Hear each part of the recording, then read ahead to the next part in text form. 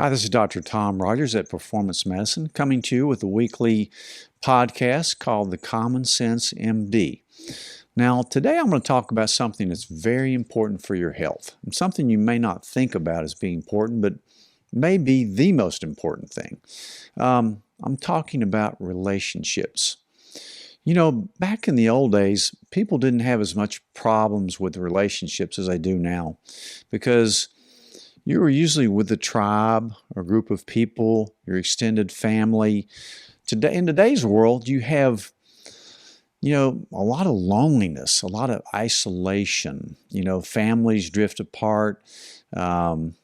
People just aren't as tight-knit as they used to be, especially in the United States. I mean, it's just common to not be around your family, and, we don't build sidewalks anymore.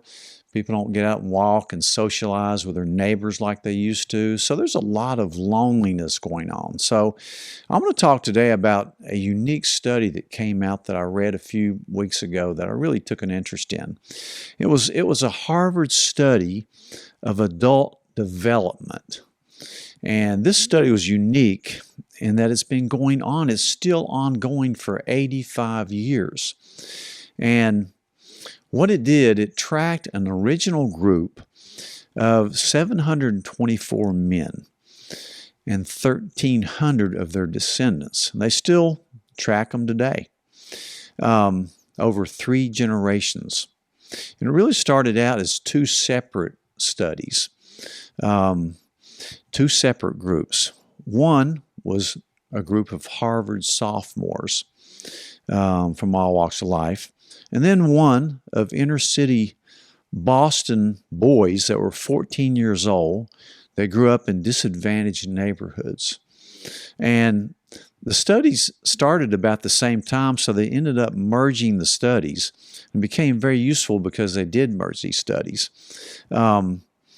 So the combined 2 studies have been followed since. I mean, there's been an 84% participation rate for 85 years. It's just incredible. And what happened was, when these people that they studied got into their 80s, they wanted to look back and see if they could predict how they would be when they were younger, how they would turn out. So it's really, and they were looking at not only their health, but their happiness. And those things tend to go together a lot. So they looked at these people in their 80s, and they looked back to the 50s to see what they could predict, how healthy and happy they would be as older adults.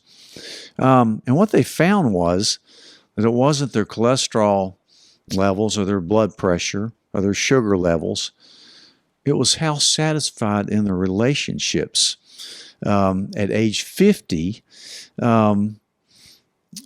those were the healthiest people at age 80, if they had healthy, happy relationships in their 50s. So when they got to their 80s, they seemed to be healthier. And a lot of similar studies have confirmed these findings.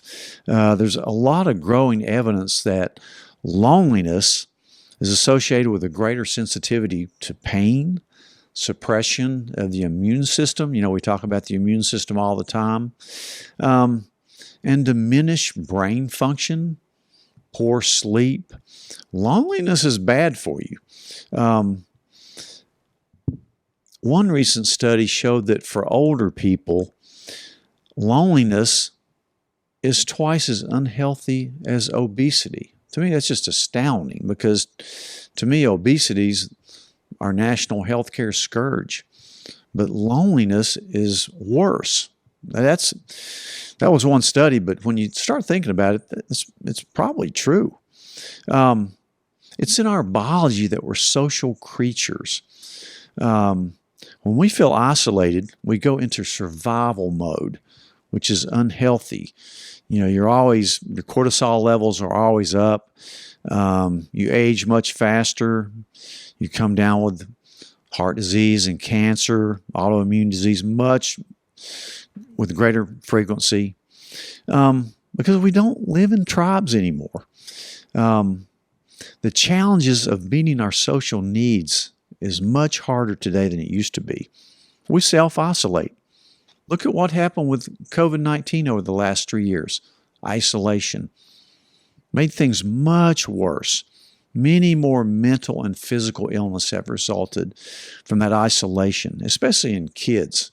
It was terrible on kids. And we're feeling the after effects of it now. Not just long COVID, but a lot of mental illness as well. There's not enough mental health care providers out there by far. The average American spends an astonishing 11 hours interacting with media, meaning TV, computers, smartphones. 11 hours a day. This is not healthy, especially with the media the way it is nowadays. It's so divisive, so bitter. It's just become a nightmare for people. And people just don't interact with other people like they used to. They certainly aren't as friendly as they used to be. Even here in the South, you see it. So in this Harvard study, over and over, when people looked and they reached their 70s and 80s, what they valued most was their relationships with friends and family over anything. You look at the stock market, you look at your 401k, you look at your investments, those things are nothing compared to your relationships. And it's something that we need to start thinking about seriously for our health and our happiness. It's an investment that will affect everything about our health, both mentally and physically. So think about your relationships. Think about how much time you're spending on your phone, on your computer, watching TV, listening to news, which is so divisive these days. And think about your relationships. What really matters? What effect can you really have on other people? That's what you're going to take to your grave. That's going to be the most important thing about your life, is these relationships that you develop and your ability to help other people and for them to help you. You're certainly going to stay a lot healthier and much more happy. I mean, we all wish for our kids, the number one thing is that they be happy. So I think we need to think about this Harvard study of adult development. It's fascinating. It's still ongoing, 85 years and running. So, I've written a lot about this lately. So go do your own research and look at it. But remember, your relationships are very important. Take them seriously and think about them. Don't ignore them. Really go out of your way to develop and foster these relationships. You're going to be a lot healthier and a lot happier. Thank you. I'll see you next week.